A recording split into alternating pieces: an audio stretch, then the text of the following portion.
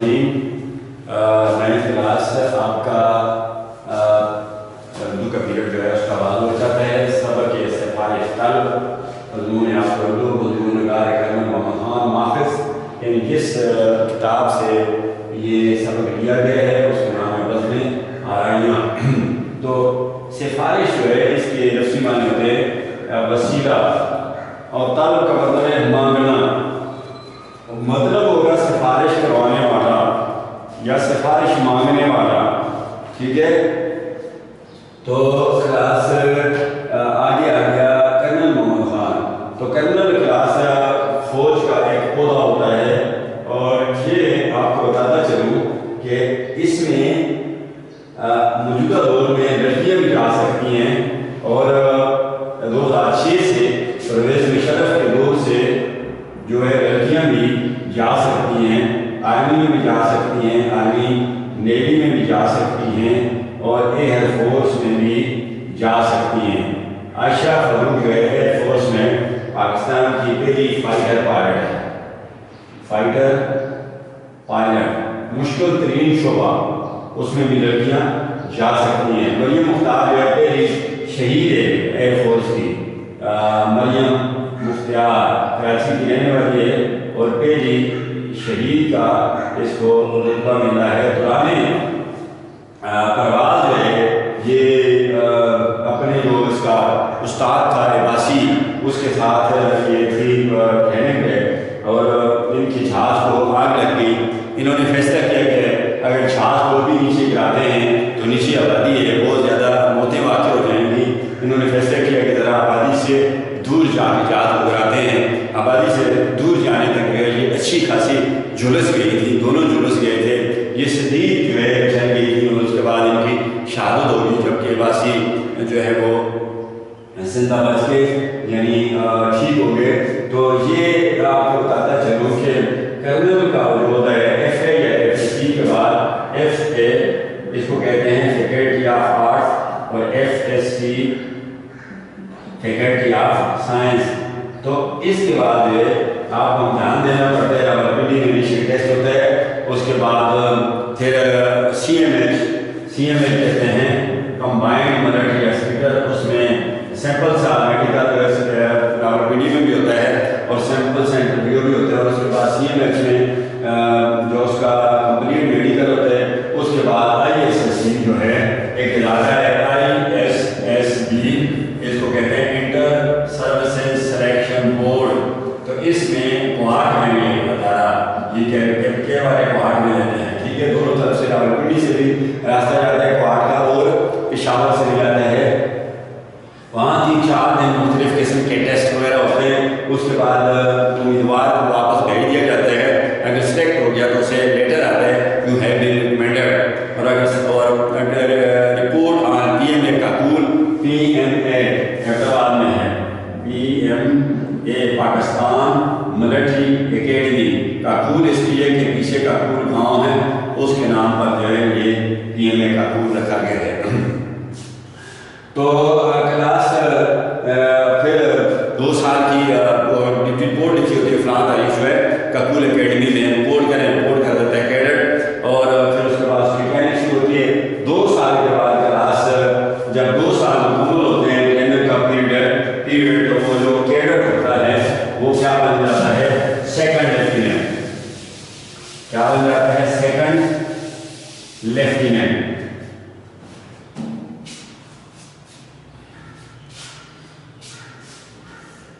Cadet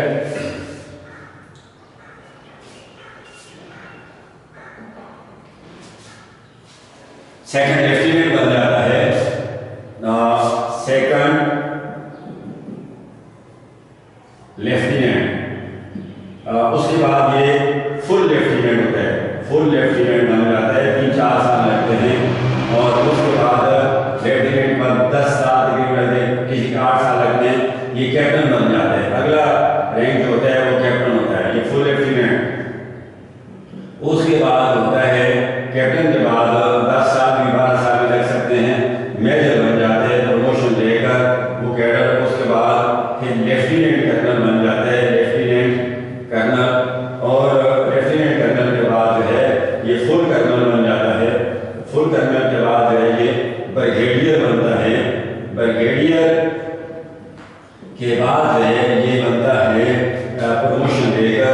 ये बनते हैं मेजर जनरल, मेजर जनरल, और उसके बाद जो है ये बनता है लेफ्टिनेंट जनरल, और फिर फुल जनरल बन जाता है। ये आर्मी के क्लास रैंक है। तो ये कर्नल मोहम्मद खान कर्नल के ओहदे पर पहुँच कर रिटायर हो गए। किताब इनकी जो है उसका नाम है बज़्म आराइयाँ। बज़्म कहते हैं महफिल को, तो आराइयाँ मतलब है किसी के मतलब ख्यालात, आरा की जमा आराइयाँ, किसी के मतलब ख्यालात, ठीक है, किसी महफिल के बारे में ख्यालात, मीनिंग ये होगा। उसके बाद जनाब आगे आते हैं ये क्लास कर्नल मोहम्मद खान जो है इनकी हालात ज़िंदगी में, इनकी पैदाइश जो है, पैदाइश इनकी है 1910, पैदाइश 1910, और वफात जो है इनकी ये है 1999। उर्दू के ऐसे लिखे जाते हैं उर्दू की तारीखों में। तो चाय पैदाइश जो है इनकी क्लास, जाए पैदाइश जन्म, और पीढ़ी से जाती है बड़ा शहर जो है सबसे पहले 6 नंबर आता है, उसके बाद गुजरात आता है 2 नंबर आता है, उसके बाद गुजरात आता है, उसके बाद जो है शेरपुर आता है और लाहौर आ जाता है। तो जन्म का एक गाँव है चकवाल, उधर ये पैदा हुए जी। उसके बाद आप इब्तदाई तालीम इन्होंने अपने गांव से हासिल की। इब्तदाई तालीम क्या है, इन्होंने अपने गांव से हासिल की, चकवाल से हासिल की, और मैट्रिक भी गांव से किया। मैट्रिक, ये लफ्ज़ मैट्रिक जो है क्लास, ये अंग्रेजी ज़बान का लफ्ज़ मेट्रोपोलेट का मुरद है। मुरद यानी किसी लफ्ज़ को थोड़ी बहुत तब्दीली के साथ अपनी ज़बान में इस्तेमाल करना और ले आना क्या कहलाता है, मुरद। तो इसको मेट्रोपोलेट को जो है मैट्रिक का चेंज करके अपनी ज़बान में लाया गया, और ऐसा करने को क्या कहते हैं, मैट्रिक। मैट्रिक करने के बाद इन्होंने गवर्नमेंट कॉलेज लाहौर में दाखिला किया। कहाँ पर लिया, गवर्नमेंट कॉलेज लाहौर में इन्होंने दाखिला ले लिया। अच्छा, इसी दौरान जो है दूसरी जंग अज़ीम शुरू हो गई। इसी दौरान क्या हुआ, दूसरी जंग अज़ीम, इसी दौरान दूसरी जंग अज़ीम शुरू हो गई। दूसरी जंग अज़ीम जो है क्लास ये 1939 से 1945 तक लड़ी गई, 1939 से 1945 तक। और पहली जंग अज़ीम जो थी, पहली जंग अज़ीम ये 1914 से 1918 तक, ठीक है, मैं इंग्लिश में भी लिख लेता हूँ, 1914, और ये 1939 और ये 1945 इंग्लिश में भी लिखे गए और उर्दू में भी लिखे गए हैं। पहली जंग अज़ीम 1914 से 1918 तक, और दूसरी जंग अज़ीम 1939 से 1945 तक लड़ी गई, ठीक है जी। अच्छा, चुनांचे ये फौज में मुलाज़िम हो गए 1940 में। ये कर्नल मोहम्मद खान है किस में मुलाज़िम हो गए, फौज में, किस 1940 में, 1940 में ये 1900 फौज में मुलाज़िम हो गए एज ए कमीशन ऑफिसर जो है फौज में आ गए। कुछ अर्सा वजीरस्तान में मसरूफ़ कार है, कुछ अर्सा जो है इन्होंने वजीरस्तान के लिए का हिस्सा है। वजीरस्तान, वजीर इनकी पठानों की एक कौम है, और सुल्तान कहते हैं सरजमीन को। जिस तरह इसका मतलब होगा वजीरों की सरजमीन, तो जिस तरह बलोचिस्तान बलोचों की सरजमीन, कोहिस्तान पहाड़ों की सरजमीन, तो ये वजीरस्तान, दो वजीरस्तान हैं, एक है शुमाली वजीरस्तान और दूसरा है जनूबी वजीरस्तान। ठीक है, इस इलाके को क्या कहते हैं? फाटा। इस इलाके को फाटा कहते हैं, फाटा। फेडरल एडमिनिस्ट्रेटिव ट्राइबल एरिया इसको कहा जाता है। ये एजेंसियों पर मुश्तमिल है, खैबर एजेंसी। अब इसकी आजाद हसीयत खत्म कर दी गई है और सूबा कैटेगरी का ये ऐसा बन गया। पहले भी पाकिस्तान में ऐसा था, लेकिन ये इनकी आजाद हसीयत थी। क्या क़याम पाकिस्तान के वक्त इन लोगों ने हुकूमत पाकिस्तान से ये वादा लिया था कि हम आज़ाद रहेंगे, लिहाजा ये इनकी अपनी इरादे होती थी, इनका चिरका फैसला करता था और सिर्फ पाकिस्तान का खाते थे, पहनते थे, रहते थे। बाकी सारा निज़ाम जो है अदलिया का या जो भी इंतजामिया का, पुलिस वहाँ नहीं जा सकती थी। अलबत्ता रात खराब हो जाते थे, SFC को, फ्रंटियर कंसल्टेंसी को भेजा जाता था, वरना ये अपने सारे फैसले खुद करते थे। तो Khyber agency, Kurram agency, Mohammad agency, शमाली वज़ीरिस्तान एजेंसी, जुनूबी Waziristan agency, Malakand agency,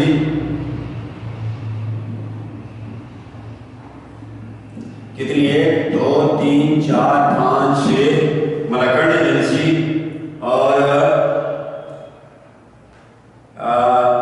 Mohammad agency हो गया, मलाकाड़ एजेंसी भी हो गया, खैबर एजेंसी भी हो गया, कुरुम एजेंसी भी हो गया। और कितनी हो गई?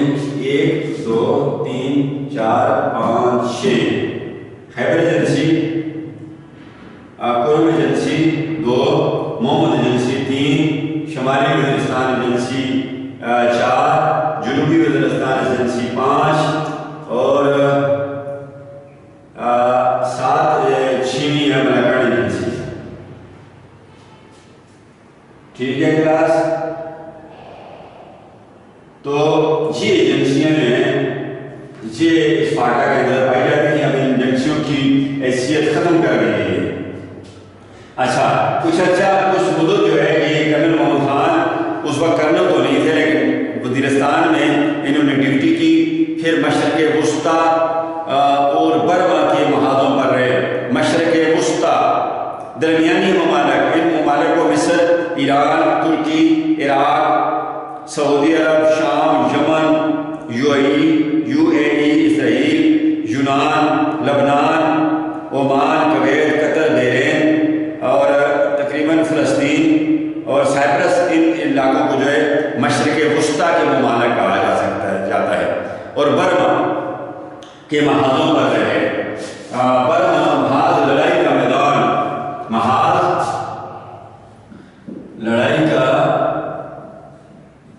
मैदान बर्मा। इसका नया नाम है क्लास म्यांमार। ये मुल्क बांग्लादेश और थाईलैंड के दरमियान है। थाईलैंड के दरमियान वाक़या है ये मुल्क जी।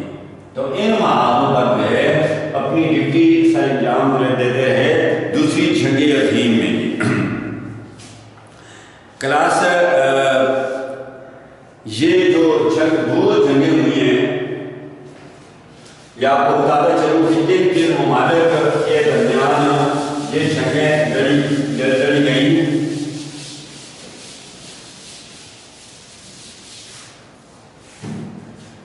पहली जंग अज़ीम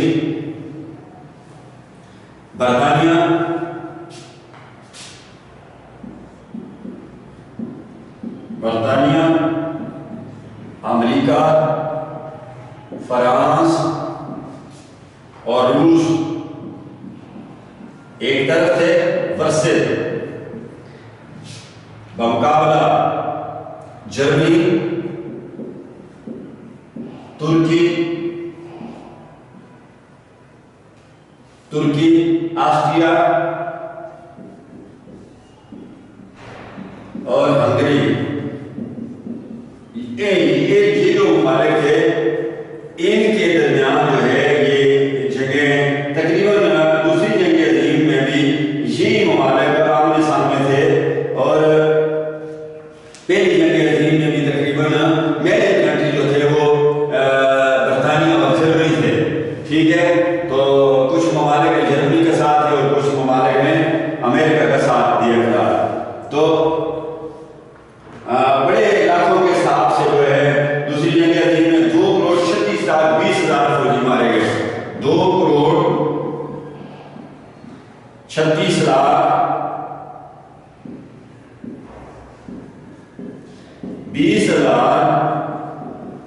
फौजी जो है वो मारे गए और सिविलियन जो है 6,31,85,000 6,31,00,000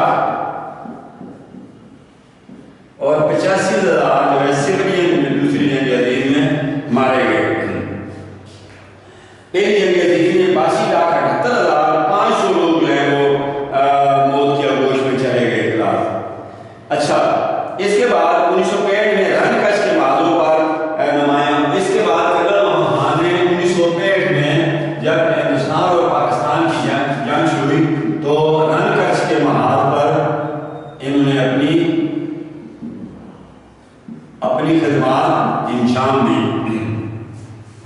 कर्नल के ओहदे पर पहुंच कर रिटायर हो गए। जब कर्नल बने तो फिर रिटायरमेंट ले ली। मुस्तकिल रिहाइश रावलपिंडी में इख्तियार कर दी। चकवाल से आगे और रावलपिंडी में मुस्तकिल जो है उन्होंने रहना शुरू कर दिया। कर्नल मोहम्मद खान उर्दू जुबान के साहिब तर्ज मिजाज नगार हैं।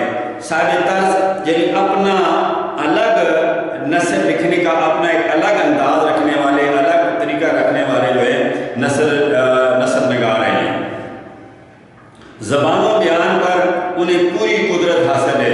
ज़बान व बयान पर कुदरत हासिल होने का मतलब यह है कि मुहावरात को जिस अंदाज से कोई इस्तेमाल करता है, रोज़मर्रा को, मुहावरा को, ज़रबुल मिसाल को, तलमियात को, तशबीह को, इस्तारा को, मजाज मुरसल को, रोज़मर्रा मुहावरा और ज़रबुल मिसाल, इन चीज़ों को जो बेहतरीन तरीके से इस्तेमाल करते हैं उसे कहा जा सकता है कि ज़बान व बयान पर उन्हें पूरी कुदरत हासिल है, पूरा तजर्बा हासिल है, पूरी ताकत हासिल है।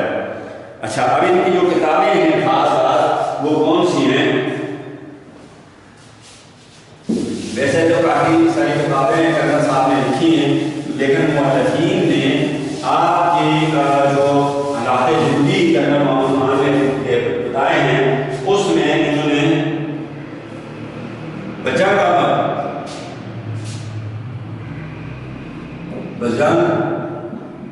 आमद, अच्छा, और बसलामत रवि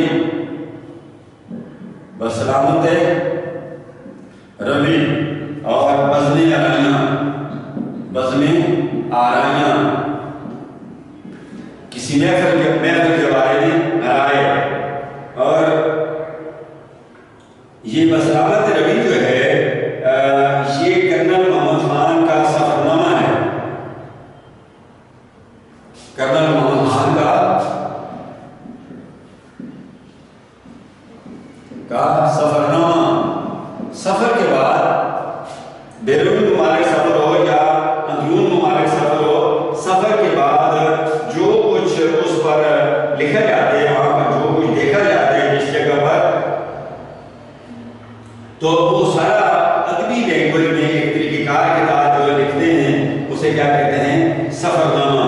क्योंकि कोई अदीब अगर नहीं है, ज़बान व बयान पर से कुदरत हासिल नहीं है, लिख नहीं सकता, तो अगर सफ़र भी करे, पूरी दुनिया का भी सफ़र करे, तो क्या वो सफ़रनामा लिख सकते हैं? कतई नहीं।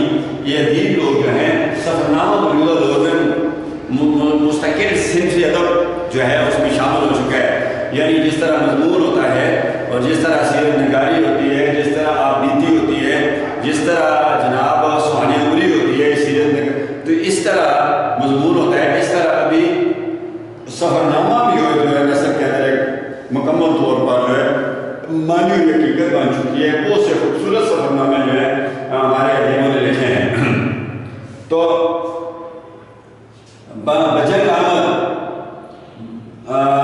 बेकमल बेहतर, अच्छा, जंग आमद, ठीक है, यानी जंग बेहतर है। बसलामत रवि, तो इसका मतलब है कफायत शहारी, म्याना रवि, सीधी राह अख्तियार करना, ऐसा ढंग जिससे किसी तरह का अल्जाम ना आए, उसे कहते हैं बसलामत रवि। और बज़्म आराइयाँ जो है महफिल के बारे में राय की जमा आराइयाँ, ठीक है। फौजी मुलाजमत के दौरान उनके मुशाहदे में जो कुछ आया, यानी फौज की मुलाजमत के दौरान जो कुछ उन्होंने देखा, जिन चीज़ों से उसको पाला पड़ा, उसे एक अच्छे कालम नगार की तरह अपने मुशाहदे में महफूज करते हैं।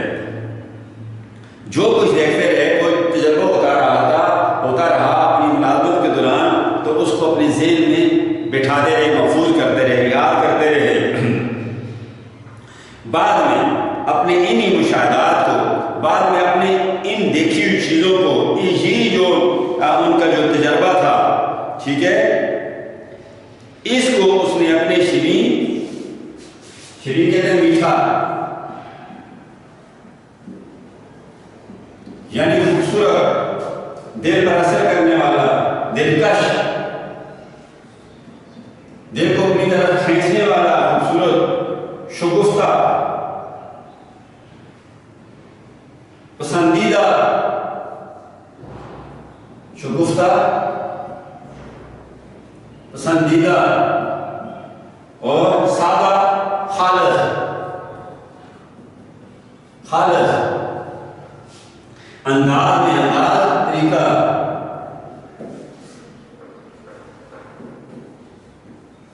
तरीका, अंदाज में कलमबंद किया। कलमबंद करना, लिखना, यानी जो कुछ बोल के दौरान उसने देखा, उसके तजर्बे में आया, जो कुछ देखा, जो कुछ सीखा और जिस चीज से वास्ता पड़ा, वो सब कुछ उसके दिल में जो है महफूज था। तो उसने फिर लिखना शुरू किया। तो उनकी पहली किताब जो है बजंगामा बन गई। तो पहली किताब कौन सी बन गई? बजंगामा। इसके अंदर वो सब कुछ लिखा। अब इसकी जो नसरी खूबियां हैं कर्नल साहब की, वो क्या है? नसरी खूबियां यानी लिखने की जो नसर लिखते हैं, प्रोज लिखते हैं, उसकी क्या खूबियां हैं? सादगी है, रवानी है, आसानी से समझ आ जाने वाला कलाम है, हकीकत नगारी है, हकीकत पर मबनी जो वाक़यात हैं वो कर्नल साहब अपनी तारीखों में लिखते हैं। जुज़ियात नगारी, जुज़ियात नगारी का मतलब है खूब तफसील के साथ जो है बात को बयान करना। क्या कहा जाता है, क्या लाता है जुज़ियात नगारी। तो इनकी तहरीर की खास खूबियां हैं, यानी ये जो लिखते हैं, नसर लिखते हैं, उसकी खास खूबियां जो हैं ये हैं। सादगी है, सिंपलिसिटी है, रवानी है, यानी आसान आम फहम कलाम है, आसानी के साथ पढ़ी जाने वाली जो है इसकी तारीर होती है। हकीकत में मुकली तारीरें होती हैं और खूब खोल कर जो है इस बात को बयान करते हैं, खूब खोल कर बयान करते हैं ताकि पढ़ने वाले को अच्छी तरह समझ आ जाए। चैप्टर पे आते हैं, क्लास सिफारिश तर्ज पे आते हैं।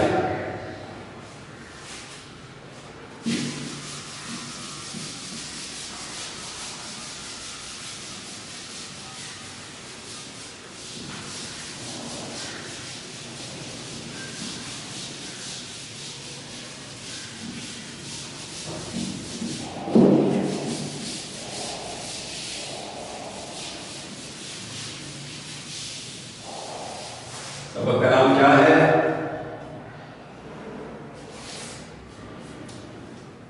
सिफारिश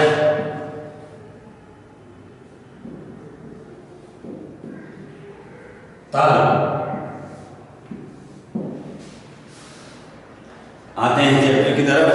आगा मेरे बेतकल्लफ दोस्त हैं। आगा, आका, साहिब, मालिक। आगा मेरे बेतकल्लफ,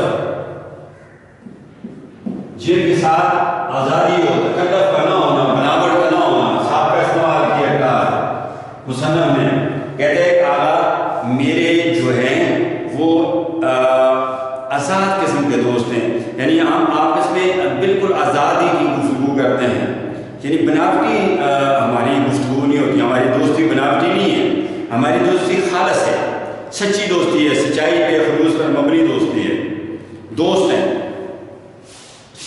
दोस्त, दार दानी, वाव वफा, सीन सदा हमेशा और ते ताहया,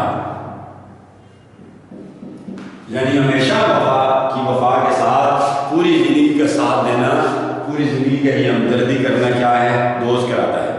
उसूल के बंदे हैं, उसूल असल की जमे उसूल के बंदे हैं, यानी असूली आदमी, गैर कानूनी काम, गैर अखलाकी काम इस तरह का कोई हरकत नहीं करते।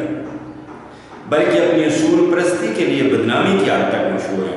ये इन लोगों का असूल है कि मैंने गलत आदमी की सिफारिश नहीं करनी, मैंने थाने से किसी चर्सी को छुड़ाना नहीं है, मैंने किसी चोर की भेंट नहीं करनी, उसे बचाना नहीं है, मैंने गलत रास्ते का इंतखाब नहीं करना, मैंने झूठ नहीं बोलना, मैंने सच कहना है, मुंह पे कहना है।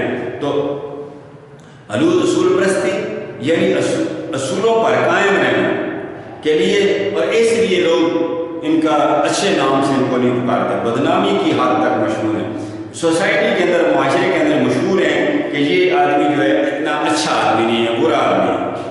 क्यों कि वो एक असूल से हटकर गैर ज़रूरी किसी की मदद नहीं करता, किसी को सहारा नहीं देता और किसी की नजात सिफारिश नहीं करता। चोर को चोर कहता है, डाकू को डाकू कहता है, लुटेरे को लुटेरा कहता है।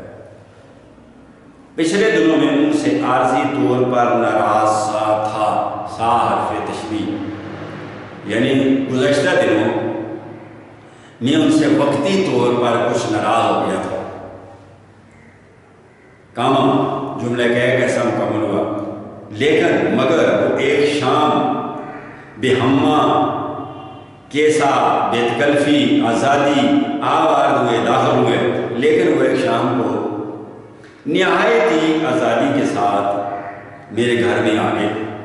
हालांकि मैं उनसे नाराज़ था, लेकिन बड़ी आज़ादी के साथ, ऐसा महसूस नहीं हो रहा था कि ये मुझसे नाराज़ हो या वो महसूस कर रहे थे कि उनसे नाराज़, नहीं, बड़ी आज़ादी के साथ मेरे घर में आ गए और मेरी ज़ाहिरी सदमेरी को नज़रअंदाज करते हुए और मेरी ज़ाहिरी नाराज़गी को खातर में ना लाते हुए, यानी मेरी नाराज़गी का लिहाज ना रखते हुए, खैर है क्या बात है, नाराज़ है, दोस्त हैं, होती रहती है नाराज़गियाँ, पक्की नाराज़गी तो नहीं है, बिल्कुल ख्याल नहीं किया कि मुझसे नाराज़ है। मेरे मुलाजिम को हस्ब मामूल के मुताबिक खिलाफ मामूल से हटकर हस्ब मामूल के मुताबिक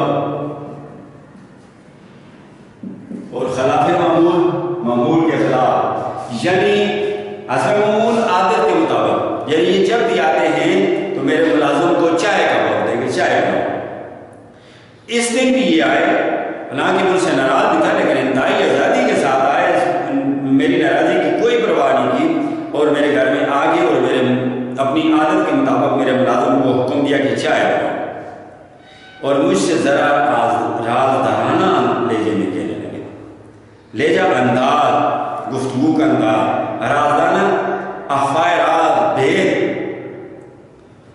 पर्दापोशी की शक्ल में कि किसी को बताना नहीं, अंदाज ऐसा अपनाया कि ये बात जो है कॉन्फिडेंशियल है और ये मेरे और कर्नल साहब के दरमियान ही होनी चाहिए। ज़रा थोड़ा सा आज़ादाना, आज़ादी के साथ, राज़दाराना, राज के अंदाज में मुझसे कहने लगे, चौधरी एक ज़रूरी काम से आया हूँ और काम ये है कि एक जगह ढाका डालना है। चौधरी ये पंजाब के लोगों का लक़ब है, वहाँ के नवाब क़ानीन जागीरदार के लिए चौधरी का लफ्ज़ इस्तेमाल होता है। कहने लगे राब्ता, कौन सा रब्त इस्तेमाल हुआ, राब्ता, क्योंकि आगे जो कुछ कर्नल साहब से कहना चाहते हैं वो जुमला लिखा गया है और उस जुमले को उन्हीं के अल्फाज में लिखा गया, इसके वाक़ईन के अंदर लाया गया। चौधरी एक ज़रूरी काम से आया हूँ और काम ये है कि एक जगह ढाका डालना है, साथ दोगे? डाकू का हमला, गारतगरी, किसी का मुखातब किया चौधरी को, साइन ऑफ एक्सक्लेमेशन, मुखातब करते हुए निशान लगता है। चौधरी एक ज़रूरी काम से आया हूँ, एक बहुत नहायत ज़रूरी काम से आया हूँ और काम ये कि एक जगह डाका डालना है। डाका गारतगरी, किसी का माल ज़बरदस्ती उससे छीन लेना, उसको क्या कहते हैं, डाका डालना। साथ दोगे? क्या आप मेरा इस काम में मेरी मदद करोगे, मेरे साथ होगे? आगा जैसे दयानत सदा शख्स की तरफ से डाके की दावत। हैरान है ये कर्नल साहब कि आगा जैसा असूल का जो बंदा है, असूल से हट कर कोई काम नहीं करता, कोई हरकत नहीं करता, दयानत पर सख्ती से कारबंद रहने वाला कि शख्स की तरफ से डाके की दावत। ढाके के लिए मुझे तलब करना, किसी का मालो असबाब छीनने के लिए तलब करना, और वो भी आगा मुझे कि ये कैसे हो सकता है, ये तो बड़ा शरीफ आदमी है, आज डाका डालने की बात करते हैं। मैंने सोचा जरूर इसमें कोई पेच है। मैंने सोचा कि ये जो आगा मेरे साथ बात कर रहा है इसमें जरूर कोई फरेब या धोखा है। कहा होश में हो आगा? मैंने कहा कर्नल साहब का मुकाबला, कहा होश में हो आगा, और उन अल्फाज को वगैरह के अंदर अपने अल्फाज को होश में हो आगा। आप होश में हैं, बेहोश तो नहीं है, आपके आवाज काम करते हैं, सेंसेस काम करते हैं। मालूम है डाका कैसा है, आपको पता है कि डाका कितना बुरा काम है, कैसा कैसा गलत काम है, और फिर दावत देते हो और फिर मुझे भी साथ बुलाते हो कि आओ डाका डालते हैं। हया नहीं आती, आपको शर्म नहीं आती, गलत काम तो खुद भी करते हो, मुझसे भी करवाते हो, डाकू बनाते हो, दूसरों का माल असबाब छीनने वाले बनाते हो। आगा कुर्सी पर धराज होकर बोले, आगा कुर्सी पर लेट गए और फिर उसने बोलना शुरू किया। इसके साथ ही क्लास आज का ये पीरियड अपने इख्तिताम को पहुंचता है, और खुदा हाफिज़ पाकिस्तान।